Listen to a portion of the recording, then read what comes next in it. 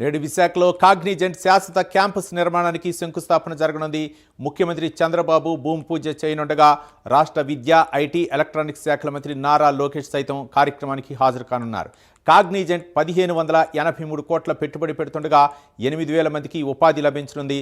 అలాగే కాగ్నిజెంట్ సత్వాలతో పాటు మరో 7 ఐటీ సంస్థలకు ఇవాళ శంకుస్థాపనలు, శిలాఫలకాలను ఆవిష్కరించనున్నారు. ఇదే అంశానికి సంబంధించి మరింత సమాచారం మా కరెస్పాండెంట్ చంద్రశేఖర్ సమాచారం అందించడానికి సిద్ధంగా ఉన్నారు. చంద్రశేఖర్.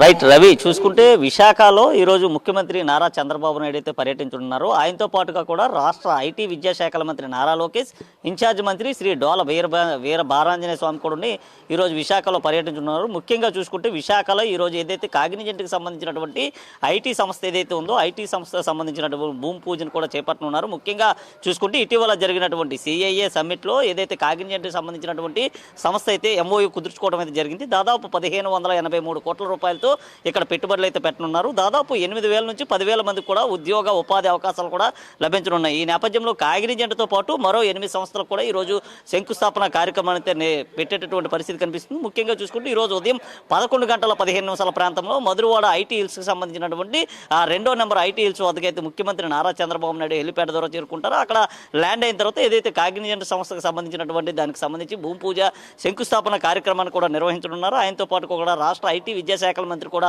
పాల్గొనేటటువంటి పరిస్థితి కనిపిస్తుంది. ముఖ్యంగా చూసుకుంటే కూటమి ప్రభుత్వం కొలువు తీరిన తర్వాత రాష్ట్రం వైపు అయితే పెట్టుబడులంతా కూడా క్యూ కడుతున్నటువంటి పరిస్థితి కనిపిస్తుంది. ఇటీవల జరిగినటువంటి సిఐఏ సమ్మిట్లో దాదాపు 13 లక్షల కోట్ల రూపాయలకు సంబంధించినటువంటి పెట్టుబడులంతా కూడా విశాఖ వైపు అయితే వచ్చినటువంటి పరిస్థితి కనిపిస్తుంది. అందులో చూసుకుంటే దాదాపు 6 లక్షల కోట్ల రూపాయల పెట్టుబడులు కేవలం విశాఖ జిల్లాలోనే పెట్టేటటువంటి పరిస్థితి కనిపిస్తుంది. ఇటీవల చూసుకుంటే ఏదైతే గూగుల్ డేటాకు సంబంధించినటువంటి సంస్థ కూడా పూర్తిగా కూడా దానికి సంబంధించిన పనులన్నీ కూడా ప్రారంభించినటువంటి పరిస్థితి కనిపించింది. అలాగే ఈ రోజు చూసుకుంటే కాగ్నిజెంట్ సంబంధించినటువంటి సంస్థ ఏదైతే ఉందో అది కూడా ఈరోజు అయితే భూమి పూజ చేయనున్నారు. త్వరలోనే దానికి సంబంధించినటువంటి పనులన్నీ కూడా ప్రారంభం కానున్నాయి. అయితే చూసుకుంటే ఏదైతే మన జరిగినటువంటి సిఐఏ సమ్మిట్లో వచ్చినటువంటి పెట్టుబడులు ఏవైతే ఉన్నాయో అవన్నీ కూడా అతి త్వరలో అంటే రాబోయే 3 ఏళ్లలోనే పూర్తిగా కూడా గ్రౌండ్ జరిగేటట్టుగా కూడా రాష్ట్ర ముఖ్యమంత్రి అయితే చర్యలు తీసుకుంటున్న పరిస్థితి కనిపిస్తుంది. ముఖ్యంగా చూసుకుంటే రాష్ట్రంలో ఉన్నటువంటి నిరుద్యోగ యువతకి ఉపాధి కల్పన దిశగా కూడా కూటమి ప్రభుత్వం అయితే ముందుకు వెళ్తుందని చెప్పుకోవచ్చు. ముఖ్యంగా కూటమి ప్రభుత్వం కొలువు తీరిన తర్వాత అన్ని ఐటీ సంస్థలన్నీ కూడా ఎక్కువగా కూడా విశాఖ వైపే మొగ్గు చూపినటువంటి పరిస్థితి కనిపిస్తుంది. చూసుకుంటే విశాఖకు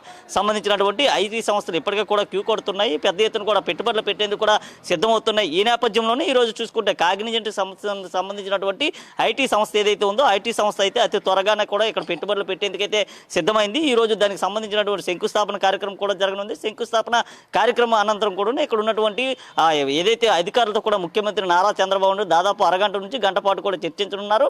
అనంతరం విశాఖ నుంచి తిరిగి ప్రయాణమై ఆయన అయితే విజయవాడ వెళ్ళేటటువంటి పరిస్థితి కనిపిస్తుంది. Ravi. Right, thank you Chandrasekhar.